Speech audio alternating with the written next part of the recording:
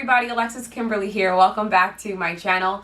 Today we're going to be talking about my hair. I'm going to be giving you guys all of the information that you've been wanting to know about my hair. I've gotten multiple people reaching out to me either on social media or on YouTube asking for a video that just shows my hair, my Texlaxed hair. So that's what we're doing in today's video. I wanted to give you guys a foundational video so that you guys can see what my hair looks like, my hair length, my hair texture. I'm going to talk about hair porosity here. I wanted to give you guys something that you guys can refer to so that you can compare it to your own hair. As you guys know, everyone's hair is different. It's going to react differently to different products, different elements. So it's important that you know the differences between my hair and your hair so that when you guys go back and do your own hair routines and pick out nuggets from mine, you know the differences between my hair and your hair. But before I get into that, as always, for the best hair, makeup, and beauty tips, definitely hit that subscribe button and the notification bell to be alerted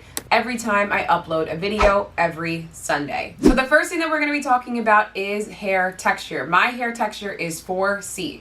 So if you don't know, hair texture comes in this 1 to 4 range. So 1 being the straightest and 4 being the most kinky or the curliest. So I am absolutely on the coarser end of that spectrum, if not the coarsest end. I feel I have never met somebody with coarser hair than me. Like the 4C, I always joke, like I have 4X texture hair. Like I'm not joking, because when my hair is natural, it's so tight to get through. And even now that I'm still Texlaxed, I'm relaxed / Texlaxed, my hair texture is so tight, so tight. So my natural hair is 4C, but I would say that my Texlaxed hair is still in the 4 range. Like when I wash it, it still retains a lot of texture. I would say it's probably like a 4A. But listen, 4C and 4A are 2 different things. Like, don't be fooled out here. So I'm here, up close and personal. Hello. And wrong way.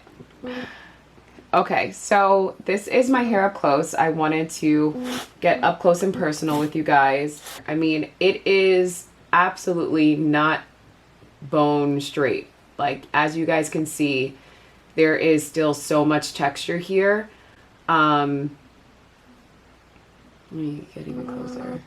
Like, you can see that. Like, there's so much texture there. This is not, you know, bone straight relaxed hair. We've got texture. So now moving into coarseness, whether my hair is fine, medium, or coarse. I define coarseness as how thick the individual strands are. So I consider my hair to be type fine hair. Although my hair is super tight, like it's coiled around itself, it's super kinky, the texture itself, it has a lot of texture.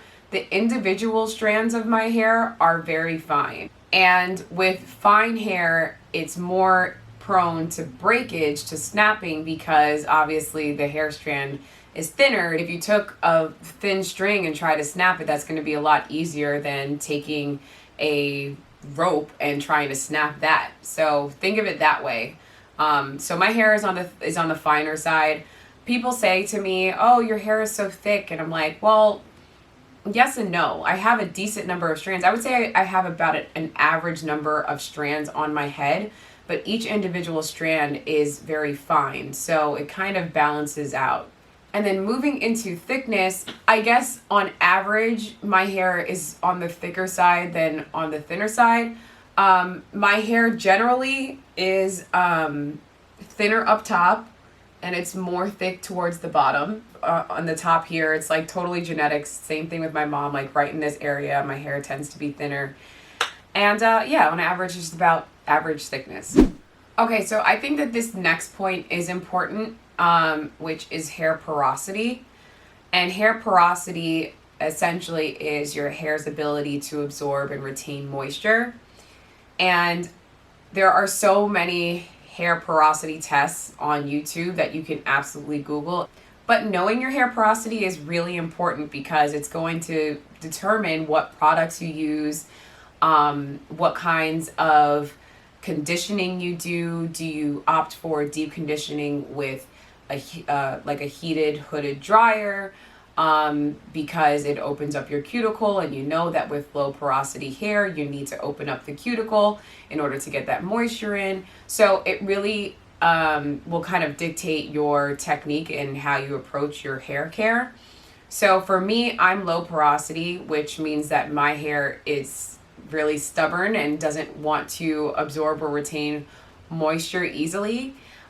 Which also means that my hair processes a lot slower. So with chemical processes, for instance, like hair dyeing or relaxing, my hair takes longer to process because it just takes longer for that product to penetrate my hair shaft. But I think it's important for you guys to know that I am low porosity. My hair is low porosity, so I tailor my hair care to that fact.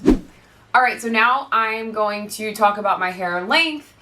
As you guys know, I've had quite a journey with my hair. So if you are not at the place that you want to be at with your hair length, like, don't worry, girl, it's gonna happen for you. Just be patient. Be serious about your hair care, because you will get there. So my hair right now is about bra strap length. I do need a trim, so I am still factoring in the fact that I'm probably going to cut about an inch or so off, but my hair is about bra strap length right now. I remember watching old hair journey videos on YouTube myself and being super discouraged, seeing these beautiful women with this beautiful long hair, and you're like, oh my God, my hair is a load of garbage. Like, this is never gonna happen for me. But like, as somebody who has been there and is on, I would like to say, the other side, and feeling really good about her hair and loving the strength and the health and the length of her hair, like, it's gonna be fine, girl.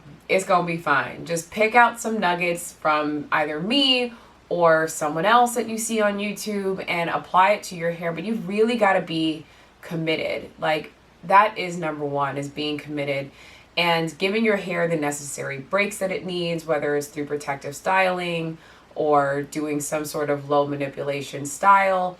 Just do whatever you have to do in order to get your hair in alignment with where you want it to be. So yeah, I just wanted to hop on camera to show you guys my hair so that you guys can compare my hair to your hair when you are going forward and doing your own hair journey. Also, really quick, I just want to send a really quick thank you to my subscribers, my new subscribers, my old subscribers.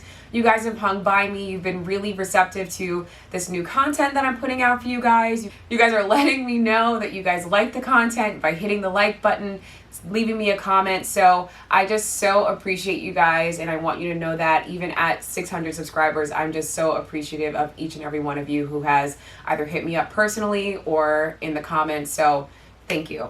If you like this video, give me a big thumbs up. I know that many of you guys wanted to see something like this, just showing my hair, so give me a big thumbs up. Leave a comment down below. Send pictures.